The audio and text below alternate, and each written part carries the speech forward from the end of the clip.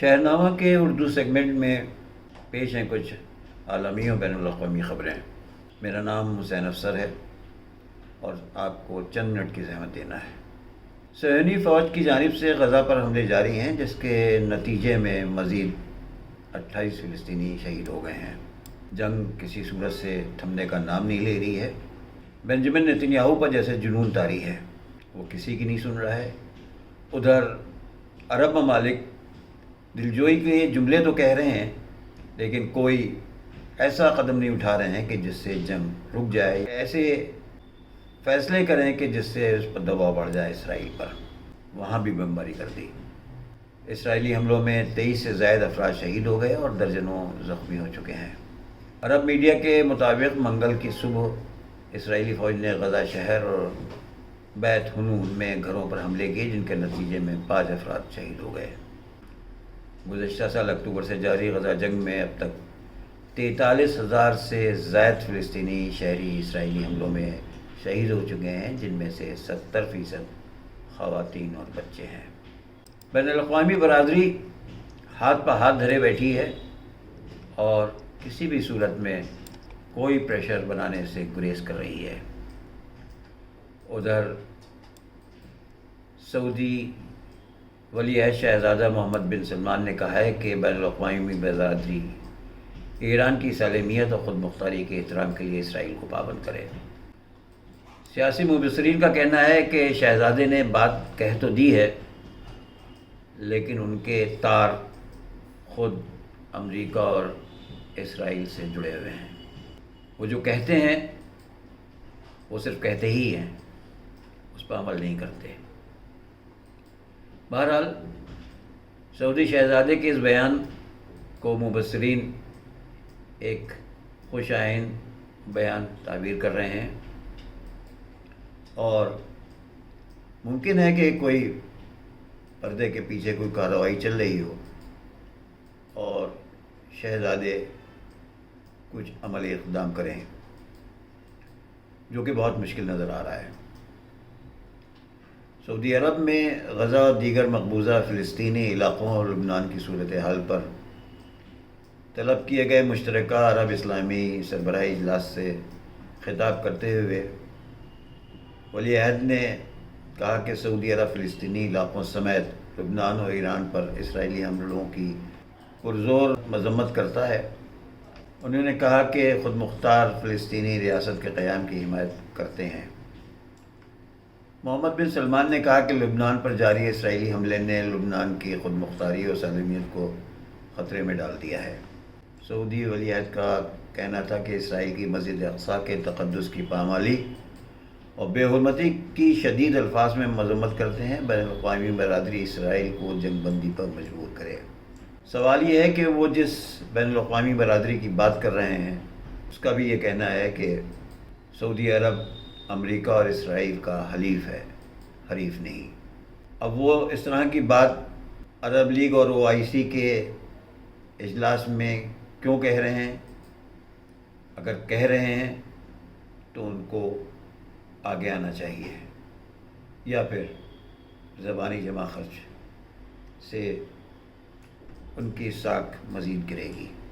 عرب media کے مطابق فلسطینی صدر محمود عباس نے بھی عرب اسلامی سربراہی اجلاس سے خطاب کیا اور کہا کہ اسرائیل کی جانب سے فلسطین میں اقوام متحدہ کے امدادی ادارے پر پابندی کے ہولناک نتائج برآمد ہو سکتے ہیں۔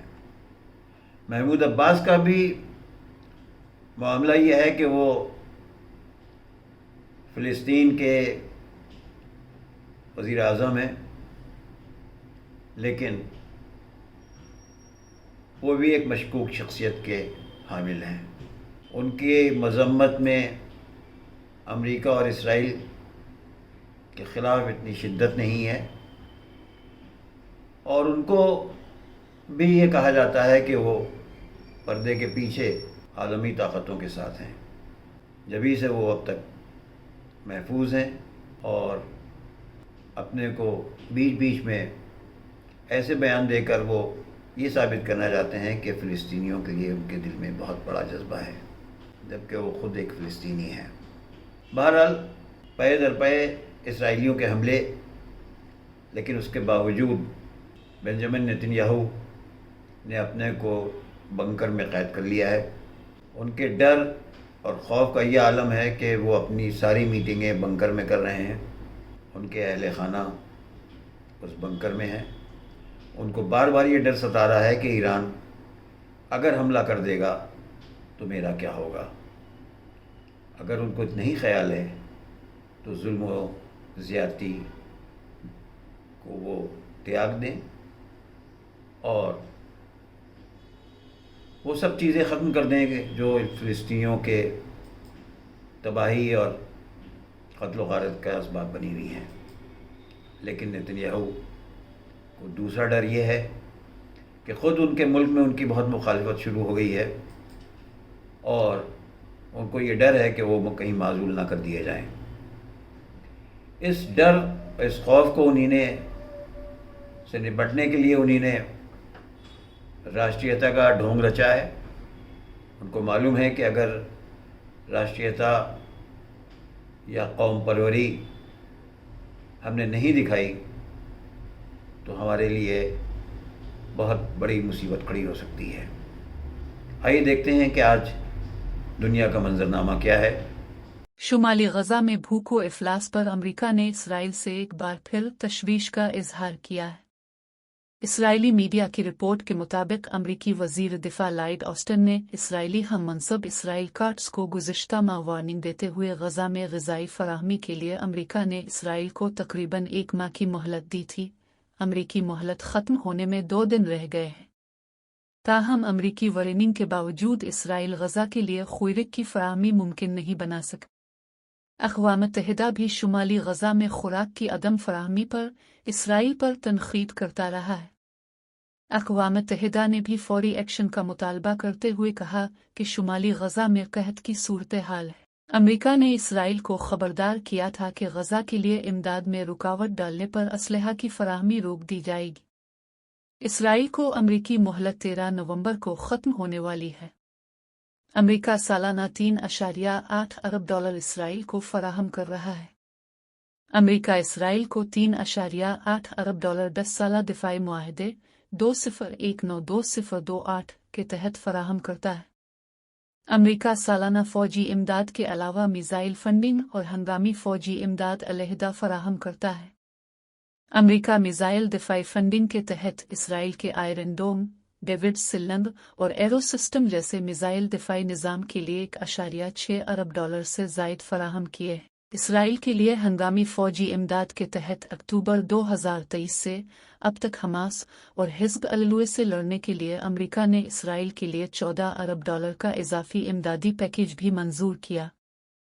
سعودی عرب کے chief of general staff Fayyad bin Hamed Al Ruwaili نے تہران میں ایرانی ہم منصب میجر جنرل محمد باقری سے ملاقات میں دفاع سے متعلق امور پر تبادلہ خیال کیا ہے۔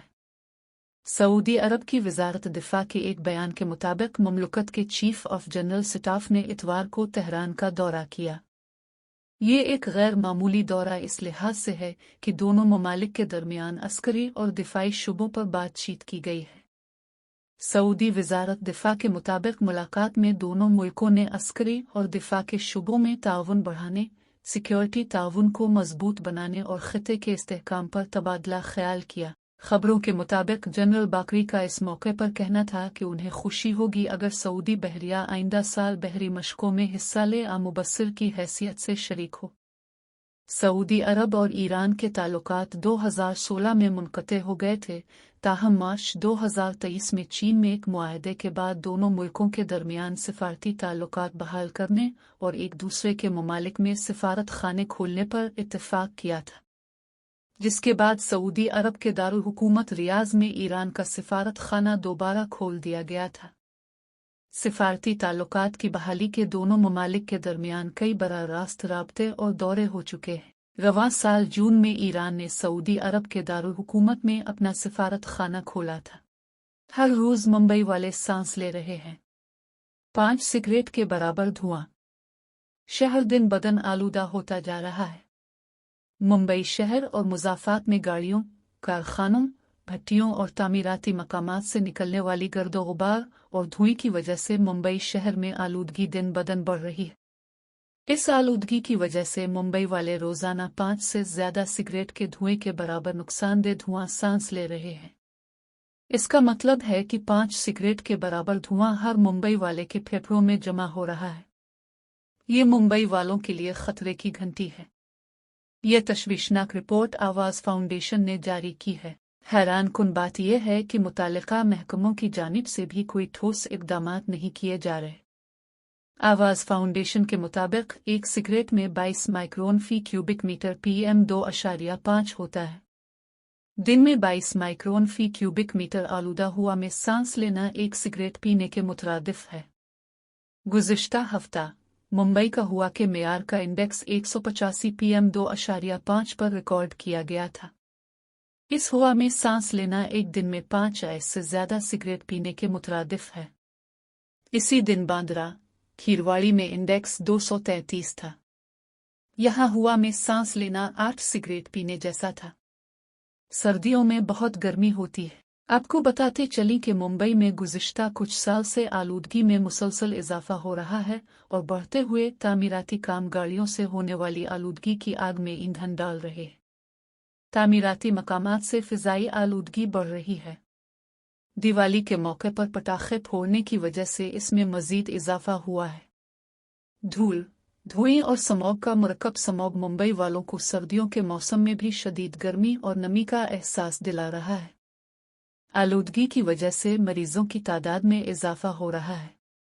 माहौलियात के लिए काम करने वाली एक तंजीम के मुताबिक मौसम सरमा सेहत बख्श है, लेकिन आलूदगी की वजह से मौसम सरमा नुकसानदेह साबित हो रहा है। मुंबई की जोग्राफियाई तौर पर कम हवाएं और दर्जा हरारत इस वक्त ज्यादा आलूदगी में हिस्सा डाल रहे हैं।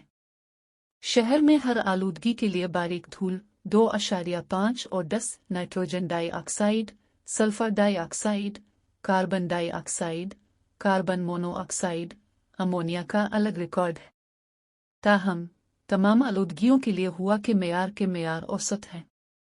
आलूदगी के बाइस दमा, TB, कैंसर, नज़ला, खांसी, आँख, जल्द और दिल की बीमारियों में मुब्तला मरीजों में इजाफा हो रहा है। उर्दू की तरक्की और बका के लिए उर्दू के इस न्यूज़ बुलेटिन को ज़रूर समाअत फरमाएं। गुजारिश है चैनल को लाइक, सब्सक्राइब और शेयर की, ताकि हमारी हौसला अफजाई हो सके।